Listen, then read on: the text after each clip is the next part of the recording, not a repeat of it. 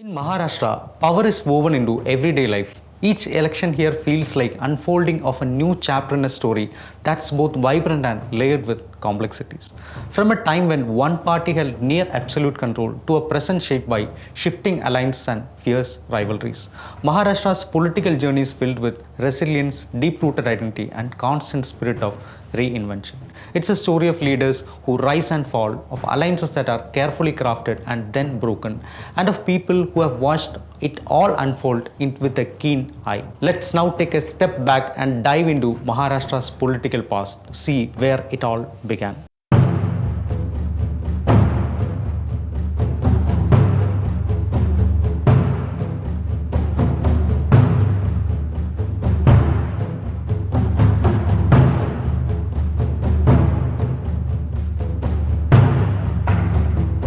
Historically speaking, Maharashtra wasn't always a state we recognize today. The story begins with what was once vast Bombay province, stretching all the way from Sindh, now part of Pakistan, down through northwestern Karnataka.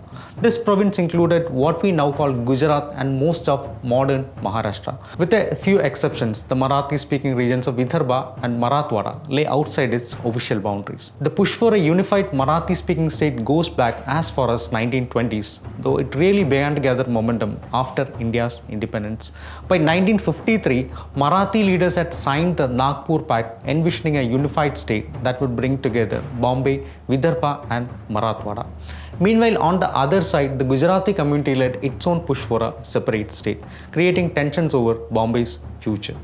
The question was whether the city built on Gujarati enterprise yet surrounded by Marathi district join Maharashtra, or would it perhaps become a union territory? In 1956, the State's Reorganization Commission stepped in, recommending that Bombay remain a bilingual state, arguing that this arrangement would benefit both Marathi and Gujarati communities. Although it was meant to be a balanced situation, it left neither side, and the push for separation only grew stronger. Then in 1960, a pivotal moment arrived. On May 1, Bombay state officially split, giving rise to two new states, Maharashtra and Gujarat. Of the state assembly seats, 264 were allocated to Maharashtra and 130 to Gujarat. The division marked the beginning of Congress era. In 1951-52 assembly elections, Congress had already established dominance over Bombay state, winning a staggering 269 of 317 seats. Bombay's first Chief Minister Morarji Desai came under fire during Samyukta Maharashtra movement when police actions led to over 100 deaths.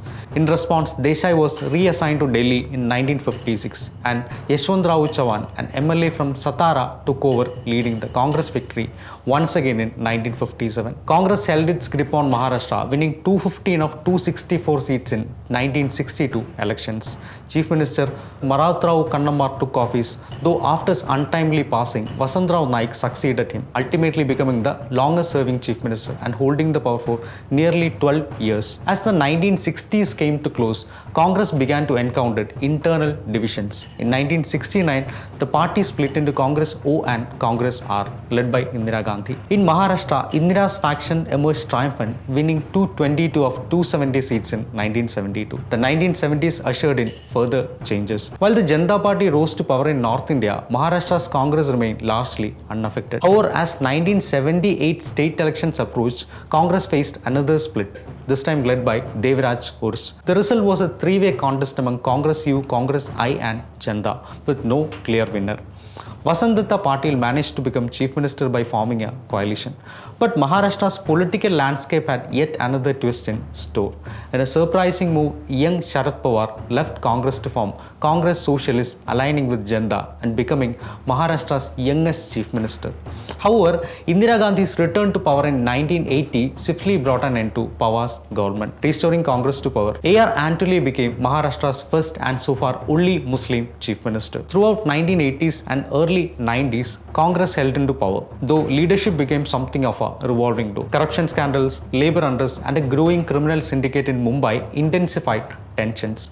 Communal unrest was also on the rise, setting the stage for emergence of a new political force. Against this uneasy backdrop, the Hindu right gained traction. Bal Thackeray, who was a political cartoonist, had founded Shiv Sena in 1966. By the 1980s, Shiv Sena found a natural ally in BJP, and in 1995, the alliance rose to power. Manohar Joshi became Maharashtra's first non-Congress chief minister, a victory shaped by Thackeray's influence and strategic efforts of BJP leader Pramod Mahajan. The late 90s brought another significant split within Congress. Sharad Pawar broke away to form the Nationalist Congress Party alongside P.A. Sangma and Tariq Anwar. The 1999 elections thus saw a three-way contest among Congress, NCP and the Sena BJP alliance. With no single party securing a majority, Congress and NCP joined forces, creating a coalition that would govern Maharashtra for next 15 years. Then in 2014, BJP rose to power, with Devendra Fadnavis assuming the role of chief minister. However, as time went on, tensions grew within BJP-Sena alliance. By 2019, despite their electoral success, ideological differences had driven a wedge too deep to mend. The Shiv Sena made the surprising decision to join forces with Congress and NCP,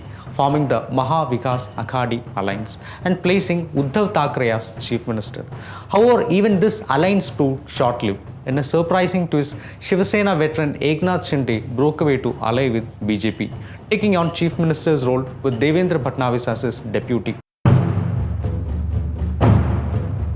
And so today, Maharashtra stands at yet another crossroads, a rich political fabric woven from decades of alliances, rivalries and spirit of resilience. As the state prepares for yet another election, one more thing is clear.